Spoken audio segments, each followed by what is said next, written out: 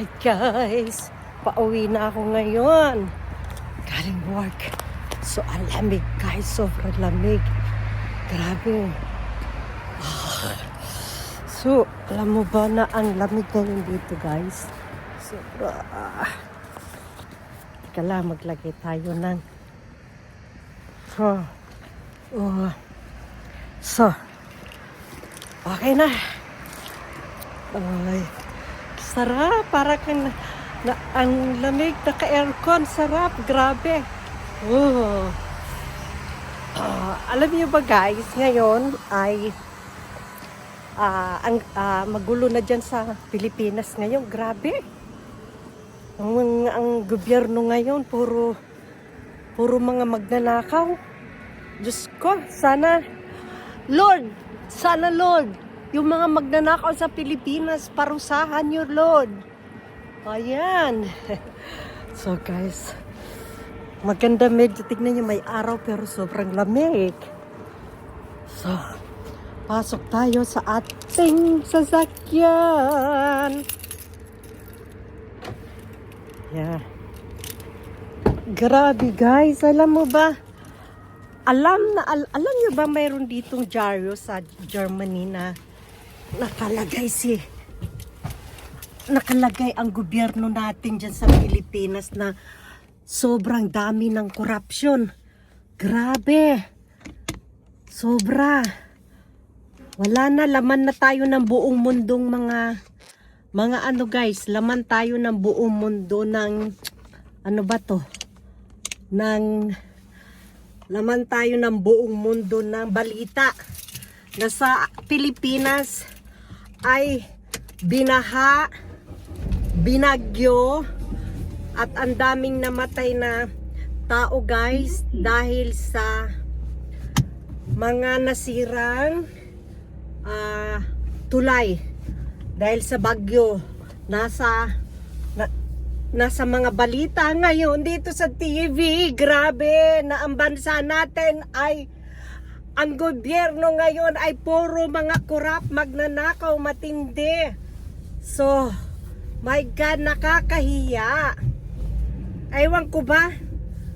Ngayon mga lumalabas, si Saldico nagsalita na ilan part na nung kanya video, tinuturo si BBM at saka si First Lady. My God!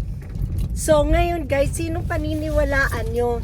Sige nga, si Saldico or si BBM? Sino paniniwalaan mo? Ako, sa opinion ko, mas paniniwalaan ng taong bayan si Saldico kasi syempre kasama nila lahat dyan. Mga magkakasama sila dyan at saka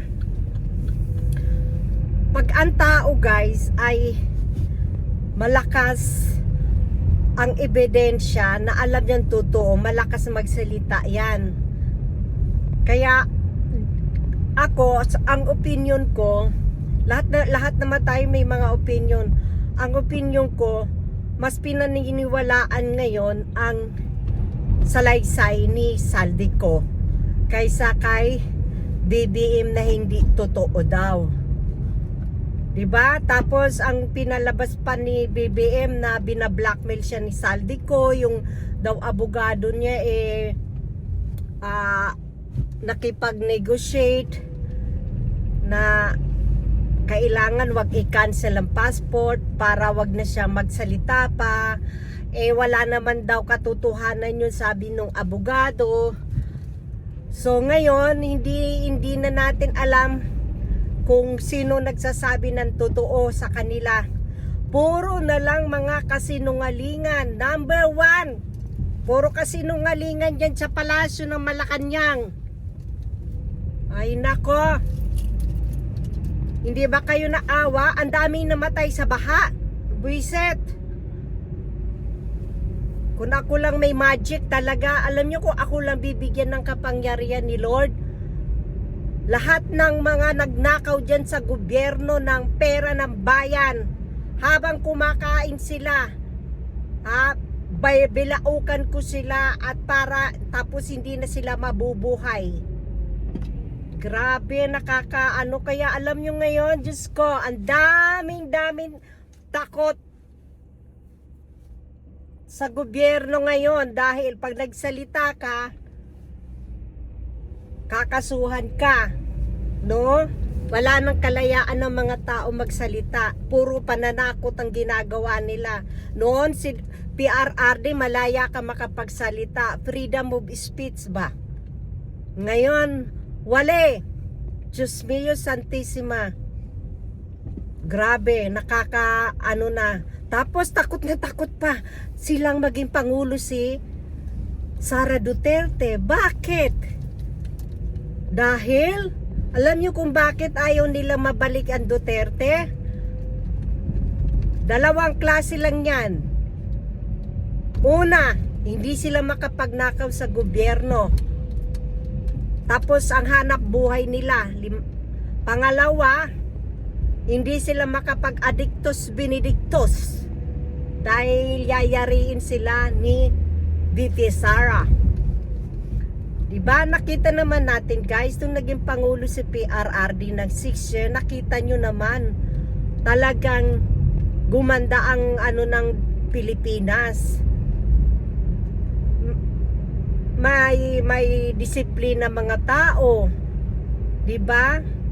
Kaya ngayon pag si Sara Duterte na yan na naman uli, babalik na naman yung dating ganda ng Pilipinas na yan.